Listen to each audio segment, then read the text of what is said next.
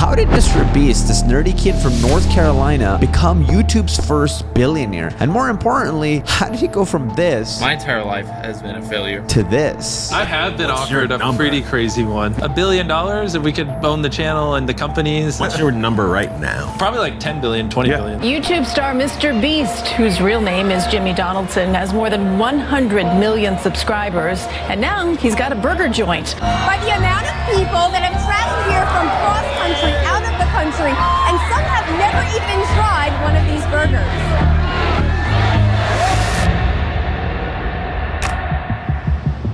There have been a lot of videos covering Mr. Beast, but every single person has looked at him through the lens of a YouTuber. But that's far from the truth. Mr. Beast is a businessman running an empire that is far deeper than actually most people understand.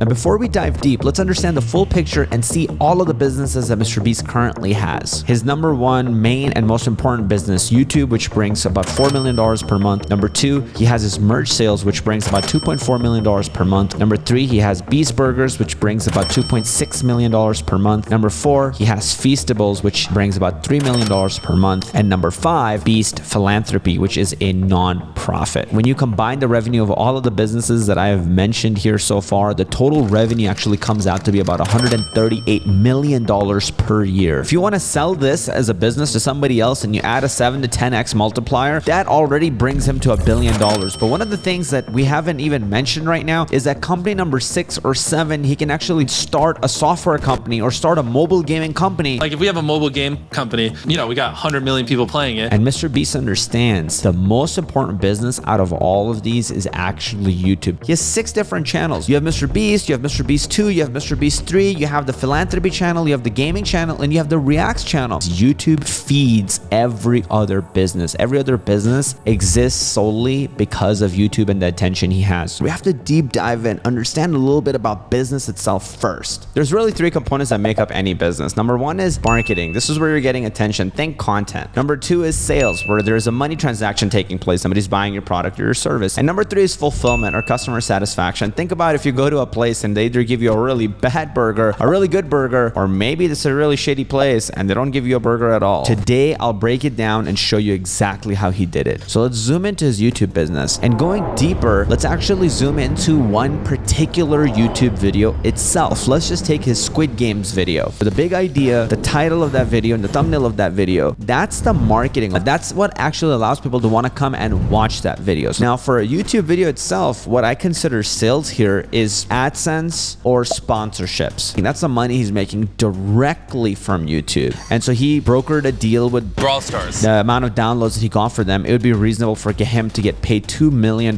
for that sponsorship. And then you have the fact that he has AdSense. Let's calculate his CPM really quickly, which stands for cost per 1,000 views. Since Mr. Beast is more general, you could assume it's about $7 CPM. And on 300 million views, well, you're actually looking at $2.1 million in AdSense. So just AdSense and sponsorships are roughly about $4.1 million for Mr. Beast for that video. Number 3 is the fulfillment. For a YouTube video, just means making a video that has high retention, that holds viewers' attention through the entire time. That basically represents how satisfied a customer is. And when you look at Mr. Beast's retention, even in one of his podcasts with Colin and Samir, he says 70%. That's what you need. If it's below that, figure out how to get higher. And that is the thing that most people don't understand. Most people are good at the marketing side, but then they deliver a crappy product. Mr. Beast is giving you 70% retention. That tells you that he's obsessing over every single viewer. This is why he is the world's #1 biggest YouTuber. And then what Mr. Beast does is he takes all of those principles that he's applying to his main business of YouTube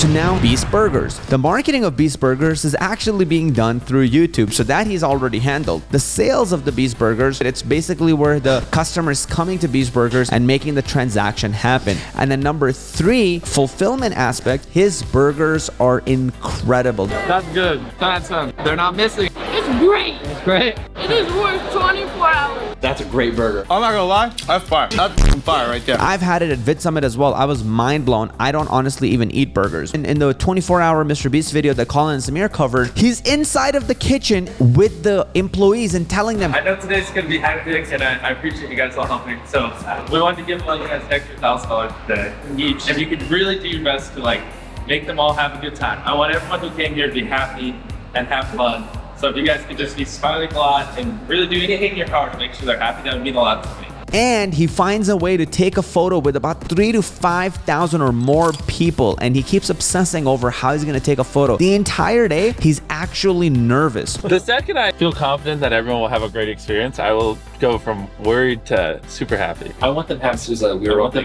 them happy. I want people are happy. It keeps driving him to do more, to be better. And I think that as business owners, that's something we oftentimes take for granted. We want to do the marketing part and the sales part, and the fulfillment part, we're just like, yeah, that's like not important. No, Mr. Beast works on that. That's what gives him the competitive edge in every single one of his business. If you have not only amazing marketing, but amazing fulfillment where people love your burgers, you're going to keep having those customers come through again and again and again. And they're in business, there's a concept called LTV, which is lifetime value of a customer. So if a person came one time and bought his burger for $10, and then they were like, this is a crappy burger, they would never come again. But if that person loves the burgers and they keep coming back, well, now that person in their lifetime is gonna have spent $1,000, $2,000, $5,000 with Mr. Beast. And so when you have a high LTV, it actually gives you a huge competitive advantage, because then you can afford to spend more in advertising, because you know you're gonna have more money coming out at the back from that one customer. Expand that out and you have extremely profitable businesses. And Mr. Beast just maxes out, which is why it's so hard to beat him. And the reason why I keep obsessing over the fact that he's also a businessman, and not a lot of people notice that. People are just like, he's doing challenge videos and fun and entertaining content. Absolutely not. That's not the only thing that he's doing. If you actually look deeper under the hood, he has a massive team of 50 to 100 employees now. So you have how many employees then? Across everything, over 100, I don't know. They're always filming something. On Mondays, I film for gaming. On Tuesdays, I film for Reacts. Wednesday through Fridays, I film on the main channel. He has 6 channels. He's always finding a way to film for them. He has all these sets and warehouses that he's built, and that's where Mr. Beast hyper focuses and obsesses. That's where he keeps all of his focus. That is his #1 priority above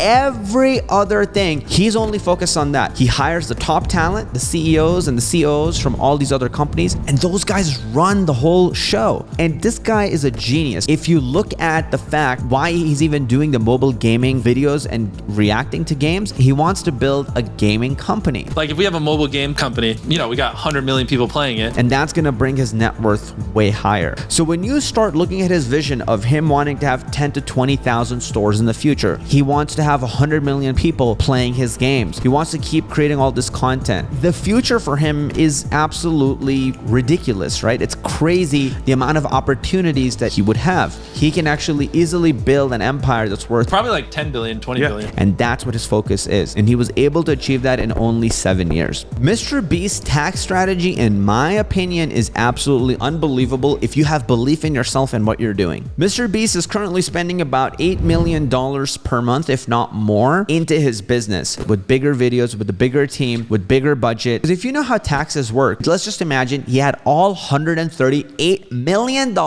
as profit. So on that $138 million, he would actually have to pay about $69 million in taxes. Nice. That means that's money going to the government and not money going to him to grow his business. What Mr. Beast does is he reinvests that back into his business. And if you look at it, he's able to spend $69 extra million that he wouldn't have had if he just sat on it and kept it. Now let's bring this over to you. What does this mean for you? You might be starting out your YouTube channel right now. You might be a business owner who might have a very successful business, or maybe you're starting one right now. I want to just layer it with a little bit of my experience. I learned from Mr. Beast, and he gave me an amazing hack that you too can use. Without seeing the side of it, you should be able to tell what you're doing. So you take this. That doesn't even look like you're puking. It looks like you're spitting out green water. Yeah. I don't know what it's about. Okay. I'm gonna pull up our channel and see if you can kind of tell. Right. This one you can tell. Robbing a bank. My audience. Tag. Bunch of money. 100 people in a circle. I got arrested. Lots of money. Right. It depicts what you're going for. I built out my brand. It's called Clever Programmer. I've gained over 1 million subscribers using that, and using the same techniques, I built massive viewership. I've dropped videos that had really high retention. Those videos turned into loyal fans. I sold digital courses and coaching programs and have generated over $5 million in sales through all of this. And the lesson that I've learned and that I hope you take away from this is brand is everything. Brand is going to eat up everything. Personal relationships are going to truly matter, especially in this world of AI that we're about to head into. So understand that. That is a very powerful concept. Brand is everything. I want to reiterate that. And so for you, what that means is focus on building your own brand. Obsess over the viewers if you're starting a YouTube channel. If you're a business owner, building a brand is still one of the most valuable things you can do. But if you want to just focus on the business side, obsess over the product, obsess over your customers, obsess over getting them results. Make sure that they're using your product or your service 70% or more. Bring the same mindset of retention that Mr. Beast has in his YouTube videos to your own customers. Even the crazy recession that we're going through right now, if you have brand and people have trust, it doesn't matter. People are still buying from Nikes, Yeezys, makeup from Kim Kardashian. People are still spending lavishly buying a Louis Vuitton purse. When you have a brand, you are effectively recession proof. You have bigger margins of errors. Brand gives you access to essentially infinite money. Every single person you can dream of in the world. Like Mr. Beast can access Dwayne Johnson, The Rock, at any time. He can hang out with Logan Paul at any time. He can hang out with Elon Musk at any time. In fact, Elon Musk even said that if Elon Musk died under mysterious circumstances, he would give Twitter to Mr. Beast. And imagine a future where Beast Burgers is truly starting to open up 5,000, 10,000, 20,000, 100,000 locations. And then you go one day and you're driving. On the right-hand side, you see a McDonald's. But on the left-hand side, you see Beast Burgers. And you have been a fan of Mr. Beast because you've watched his content. Which one would you honestly choose? I would 100% choose the Beast Burgers. And so what does that mean? In the future, is it possible that they could actually compete against big franchises? Is it possible Logan Paul with his prime, he already is doing it and maybe beat Gatorade? Mr. Beast is already fighting against Hershey's and beating it with Feastables. The future is a true creator economy where creators will be building these multi-billion-dollar companies off the back of audience retention and attention. Please understand that. And so if you are watching this right now, how do I apply this? Spend the next 5, 10, 15, 20 years building your own brand. Become somebody who's known. That's how you should be able to apply it. Think long-term with this stuff. Obsess over the customer. Obsess over the fulfillment. Obsess over the experience and the result that your client is going to get. This is how you should use these and apply it in your own life. Start building that brand and go get that bread. Peace.